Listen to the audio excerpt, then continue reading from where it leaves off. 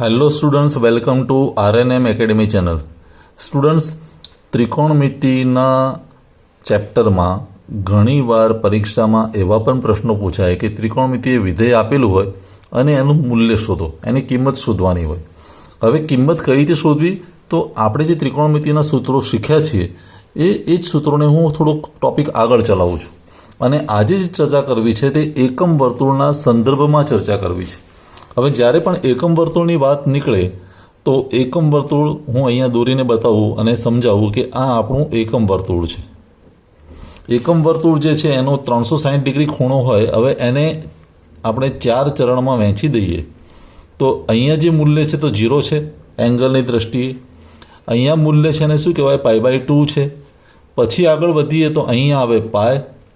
પછી અહીંયા આગળ વધીએ તો 3π/2. પછી ફરી 90 ડિગ્રી આગળ વધીએ તો અહીંયા 2π આવે અને એ પ્રમાણે ખૂણો વધતો જાય એન્ટી ક્લોકવાઇઝ ડાયરેક્શનમાં. 0, પછી π/2, પાય, 3π/2, 2π, ફરી પાછું 2π પ્લસ π/2, એ રીતે ખૂણો આગળ વધે. તો હવે આ રિજિયન જ્યારે મારે કહેવું હોય, પહેલું ચરણ, ફર્સ્ટ ક્વોડ્રન્ટ, તો એને આપણે શું કહી શકીએ? પાછાવું પડે. π/2 છે તો π/2ના સંદર્ભમાં કહેવું હોય તો આ કયો ખૂણો થાય? π/2 - θ. π/2માંથી કંઈક ખૂણો હું બાદ કરું રિવર્સમાં તો π/2 - θ એટલે આ રિજિયન થયું કહેવાય. હવે આ રિજિયનની ઓળખાણ કઈ? Second quadrant. તો એને કહેવું હોય તો એમ કહેવાય π/2 પ્લસ θ. θ જેટલો ખૂણો વધે, સમજો કે 30 ડિગ્રી વધે તો π/2 પ્લસ 30, તો π/2 પ્લસ θ થાય. હવે આ ખૂણો કેવો કહેવાય? 3π/2 - θ. 3π/2 - θ. હું અહીંયા જે પણ વેલ્યુ મૂકું છું તે π/2ના સંદર્ભમાં મૂકું છું. એટલે π/2 પ્લસ માઇનસ θ, 3π/2 પ્લસ માઇનસ θ, એ રીતે. અને આ રિજિયન કયું કહેવાય? 3π/2 પ્લસ θ. જો ફોરવર્ડ જઈએ તો એડિશન થાય, રિવર્સ આવીએ તો માઇનસ થાય. એટલે આ π/2 - θ મીન્સ પાછા આવવાનું થયું, અહીંયા આગળ વધવાનું થયું. અહીંયા 3π/2 - θ એટલે પાછા આવવાનું થયું અને અહીંયા આગળ વધવાનું થયું. તો એકમ વર્તુળના સંદર્ભમાં ચારે ક્વોડ્રન્ટને હું આ રીતે બતાવી શકું. હવે એ જ રીતે હું એકમ વર્તુળનો બીજો ભાગ લઉં અને પાયના સંદર્ભમાં બતાવું. આ કયા ખૂણાની વાત થઈ? કે π/2 પ્લસ માઇનસ θ હોય તો, એવી જ રીતે 3π/2 પ્લસ માઇનસ θ હોય તો, એવી રીતે 5π/2 મીન્સ n નંબર સુધી ચાલે. હવે આ બીજો કોન્સેપ્ટ સમજી લઈએ. હું ફરી એકમ વર્તુળ દોરું છું. આ ખૂણો મારા માટે 0 છે, આ π/2 છે, અહીંયા પાય છે ફોરવર્ડ ડાયરેક્શનમાં, અહીંયા 3π/2 છે, અહીંયા 2π છે. આવું થયું. હવે π/2ની જગ્યાએ હું અહીંયા આવું કરું છું, π પ્લસ માઇનસ θ કે પછી 2π પ્લસ માઇનસ θ હોય તો કઈ રીતે બતાવી શકાય? તો ફર્સ્ટ ક્વોડ્રન્ટ શું કહેવાય? 2π પ્લસ θ. 2π પ્લસ θ. 2πમાં કંઈ ખૂણો ઉમેરીએ તો ફર્સ્ટ ક્વોડ્રન્ટ આવે. સેકન્ડ ક્વોડ્રન્ટ કેવું આવે? પાયના સંદર્ભમાં. હવે π/2 નહીં તો પાયથી પાછા ફરવું પડે. તો અહીંયા શું કહેવાય? π - θ. આ તમને સમજાવવું જોઈએ. હવે આ થર્ડ ક્વોડ્રન્ટ કેવું કહે? પાયમાં એડિશન કરવું પડે એટલે π પ્લસ θ. અને ફોર્થ ક્વોડ્રન્ટ એટલે 2πમાંથી પાછા આવવું પડે તો 2π - θ. આવી રીતે આપણે બતાવી શકીએ. તો આ પાયના સંદર્ભમાં એકમ વર્તુળની વાત થઈ, આ π/2ના સંદર્ભમાં એકમ વર્તુળની વાત થઈ. સાથે સાથે એકમ વર્તુળના સંદર્ભમાં આપણે આ તો જાણીએ જ છીએ, વિધેયનું મૂલ્ય નેગેટિવ આવે કે પોઝિટિવ આવે. એ કઈ રીતે? ફર્સ્ટ ક્વોડ્રન્ટ તો ઓલ, અહીંયા S, અહીંયા T અને C, all S T C. પહેલામાં બધા જ ધન, બીજામાં ફક્ત સાઇન અને કોસેક ધન, ત્રીજામાં ટેન અને કોટ ધન અને ચોથામાં કોસ અને સેક ધન પોઝિટિવ. હવે આ ત્રણેયને સાંકળીને કોઈ પણ ખૂણાની વેલ્યુ કઈ રીતે શોધી શકાય એની ચર્ચા કરીએ છીએ. સમજો કે આ પહેલો ભાગ છે અહીંયા, તો અહીંયા આવું લખું તો શું થાય? cos π/2 minus theta. આપણને ખ્યાલ છે કે જ્યારે π/2 માંથી કોઈ ખૂણો બાદ થાય, π/2 સંદર્ભમાં હોય, મીન્સ અપૂર્ણાંક હોય, π/2, 3π/2, તો વિધેય બદલાઈ જાય. એટલે કોસની જગ્યાએ શું થઈ જશે? Sine theta. અને હવે એનું ચિહ્ન કયું લગાડવાનું? તો જોવાનું કે મૂળ વિધેય કયા ક્વોડ્રન્ટમાં છે. મૂળ વિધેય એટલે કયું? કોસ. π/2 માઇનસ થીટા એટલે કયું ક્વોડ્રન્ટ? ફર્સ્ટ. પહેલામાં બધા જ વિધેય કેવા? ધન. તો સાઇન થીટાની સાઇન કેવી આવે? પ્લસ આવે. તો પ્લસ સાઇન થીટા. આપણે પ્લસ આગળ લખતા નથી. હું એક બીજું એક્ઝામ્પલ લઉં, તમને સમજ પડશે. Cos π/2 plus theta. તો π/2 છે એટલે વિધેય તો બદલાઈ જ ગયું, સાઇન થીટા થઈ ગયું. પણ π/2 પ્લસ થીટા એટલે બીજું ક્વોડ્રન્ટ. બીજા ક્વોડ્રન્ટમાં સાઇન અને કોસેક જ ધન આવે, બાકી બધા નેગેટિવ. તો મૂળ વિધેય તો કોસ હતું. તો કોસ હોય તો અહીંયા એની સાઇન શું લાગે? Minus sine theta. આ તમને સમજાવવું જોઈએ. વધુ એક કેસ થયેલો, કોસ 3π/2 માઇનસ થીટા. તો 3π/2 માઇનસ થીટા એટલે વિધેય બદલાઈ જશે, સાઇન થીટા. હવે 3π/2 માઇનસ થીટા એટલે ત્રીજું ક્વોડ્રન્ટ. ત્રીજા ક્વોડ્રન્ટમાં કોસ પોતે ધન નથી, ફક્ત ટેન અને કોટ જ ધન. તો અહીંયા પણ સાઇન શું આવે? Minus sine theta. અને એવી રીતે કોસ 3π/2 પ્લસ થીટા કરું તો વિધેય બદલાઈ ગયું, સાઇન થીટા. 3π/2 પ્લસ થીટા એટલે ફોર્થ ક્વોડ્રન્ટ. ફોર્થ ક્વોડ્રન્ટમાં કોસ અને સેક ધન, ઓરિજિનલ વિધેય કોસ છે, તો આ સાઇન અહીંયા પ્લસ જ રહેશે. તો આ રીતે વિધેયમાં બદલાવ પણ થાય અને કઈ સાઇન લાગે એનો ડિસિઝન આના આધારે આવે, આ બેના આધારે. આટલી વાત તમને ધ્યાનમાં આવી છે. હવે એવું જ હું અહીંયા કરું છું. Cos 2π plus theta. તો 2π છે તો વિધેયમાં બદલાવ નહીં આવે. કોસ થીટા છે તો કોસ થીટા જ રહેશે. જ્યારે અપૂર્ણાંક આવે તો જ 2, પણ અહીંયા 2π છે, ફૂલ ઇન્ટીજર વેલ્યુ, nπ મીન્સ 1π, 2π, 3π, તો વિધેય એનું જ રહેશે. હવે એની સાઇન કઈ લગાડવાની? તો ફર્સ્ટ ક્વોડ્રન્ટ તો બધા ધન, તો પ્લસ કોસ થીટા જ રહેશે. હું આગળ વધુ. Cos π minus theta. π minus theta એટલે વિધેય તો એનું જ રહે, કોસ થીટા. પણ π માઇનસ થીટા એટલે બીજું ક્વોડ્રન્ટ.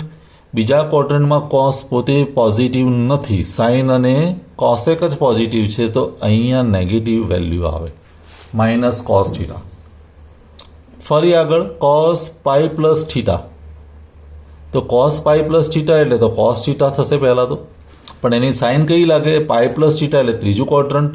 ત્રીજા ક્વોડ્રન્ટમાં ટેન અને કોટ જ પોઝિટિવ, કોસ પોતે નેગેટિવ, તો માઇનસ કોસ થીટા.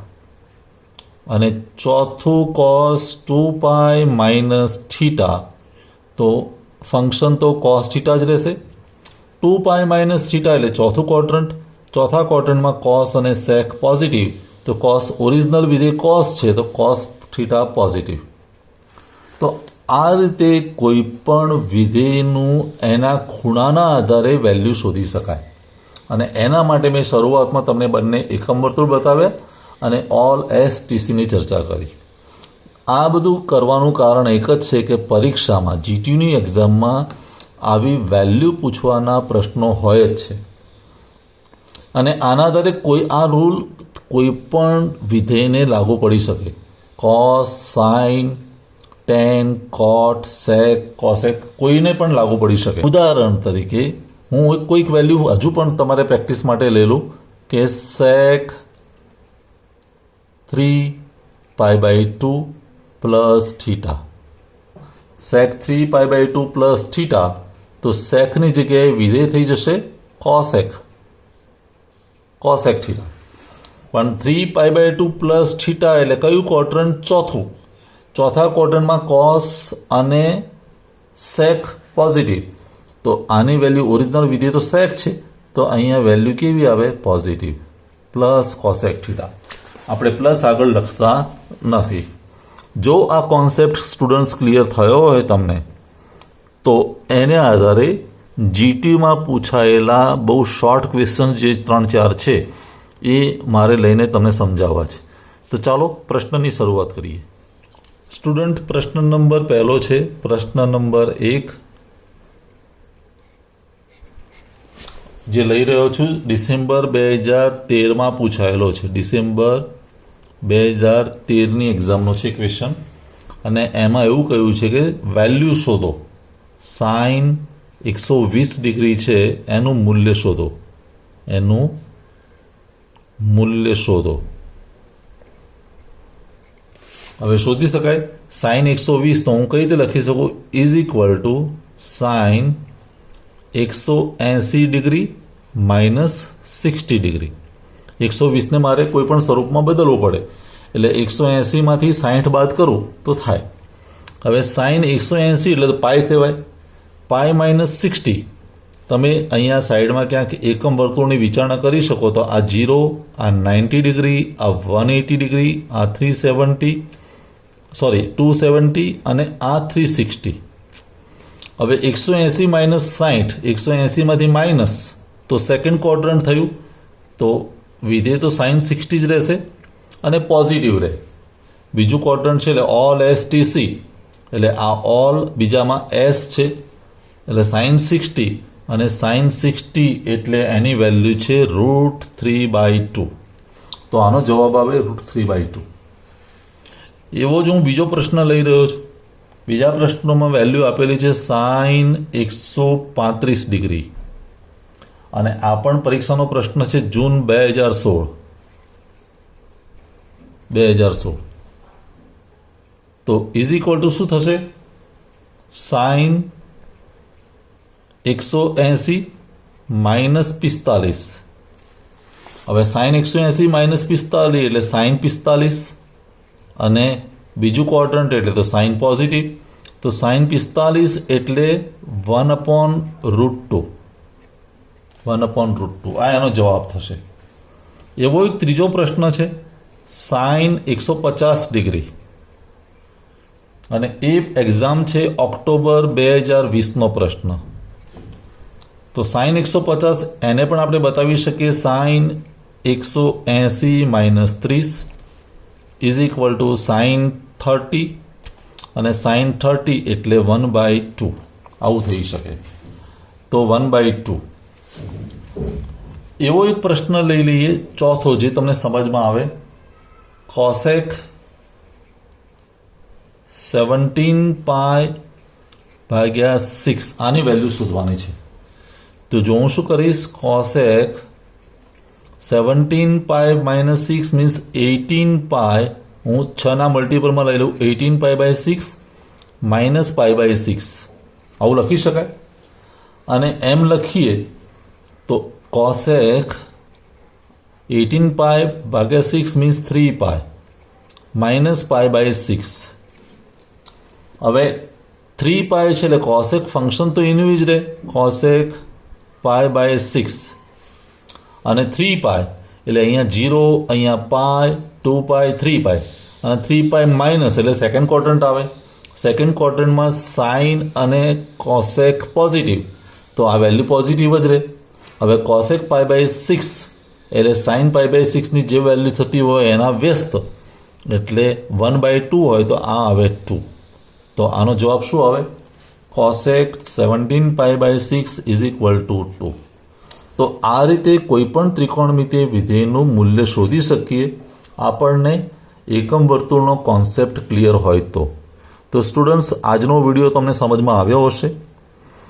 તમને આજનો વિડીયો કેવો લાગ્યો, અને કોઈ ડાઉટ હોય, ક્વેરી હોય કે કોઈ સૂચન હોય તો કોમેન્ટ સેક્શનમાં જરૂર લખજો.